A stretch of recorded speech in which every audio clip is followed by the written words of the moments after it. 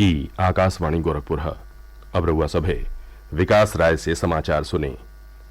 मुख्यमंत्री योगी आदित्यनाथ, केंद्रीय पत्तन पोत परिवहन आज जलमार्ग मंत्री सर्बानंद सोनोवाल और केंद्रीय वाणिज्य आ उद्योग मंत्री पीयूष गोयल आज बनारस में 2 दिवसीय प्रधानमंत्री गतिशक्ति मल्टी मॉडल जलमार्ग शिखर सम्मेलन का उद्घाटन कैलें।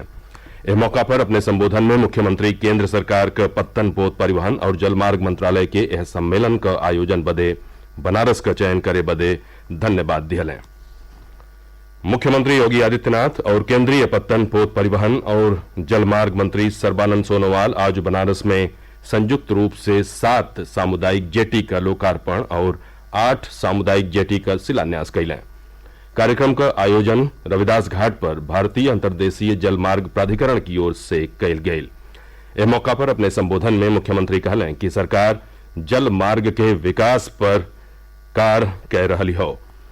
भारतीय अंतर्देशीय जलमार्ग प्राधिकरण गंगा नदी पर 62 लघु सामुदायिक घाटन का विकास कर रहा हो, चाहे उन्हें उन्नत बना रहा हो।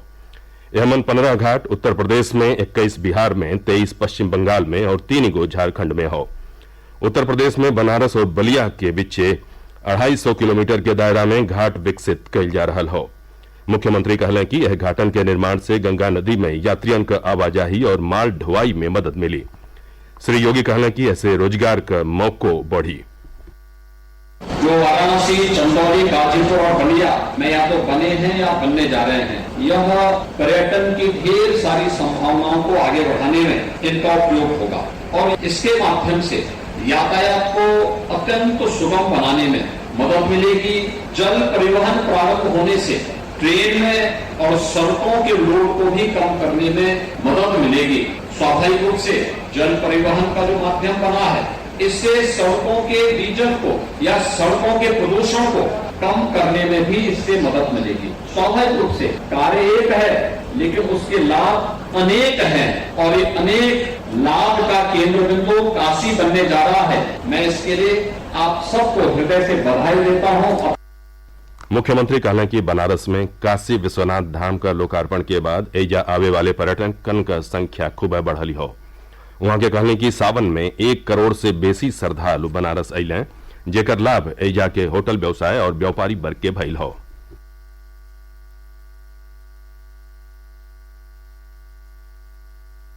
केंद्रीय वाणिज्य और उद्योग मंत्री पीयूष गोयल आज वाराणसी के काशी हिंदू विश्वविद्यालय में अटल इंक्यूबेशन सेंटर के मदद से अपन स्टार्टअप शुरू करे वाले नौजवानन से बातचीत कैलें। इस दौरान वहां के केंद्र सरकार की ओर से स्टार्टअप इकोसिस्टम के निर्माण से जुड़ल कार्य का चर्चा कैली।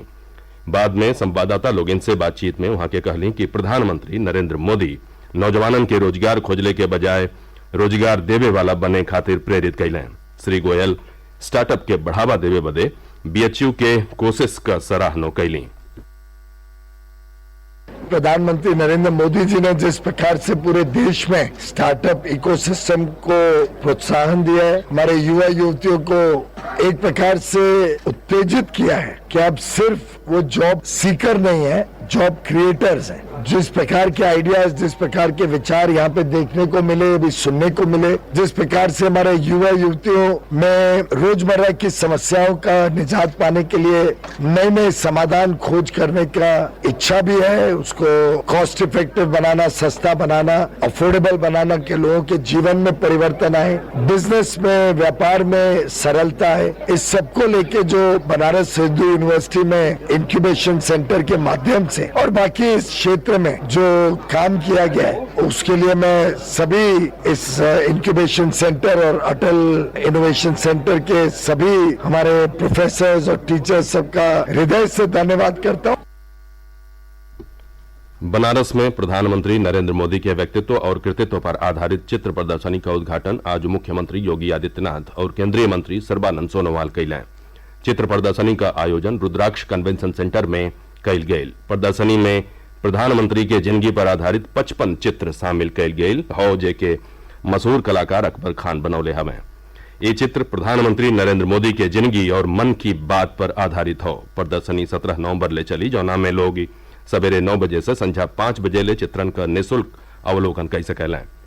पर्यटक आगरा में ताजमहल के रात का दर्शन बदे टिकट अब ऑनलाइन बुक करा सकेलें। उच्चतम न्यायालय काल ही एगो याचिका पर सुनवाई करत यह आदेश दिहलस। हर महीना पुन्नवासी पर ताजमहल का राति दर्शन बदे अबले सैलानियन के एक दिन पहले भारतीय पुरातत्व सर्वेक्षण का कार्यालय से टिकट बुक करावे के पड़त रहे। यह व्यवस्था में अब बदलाव कैल गई हो।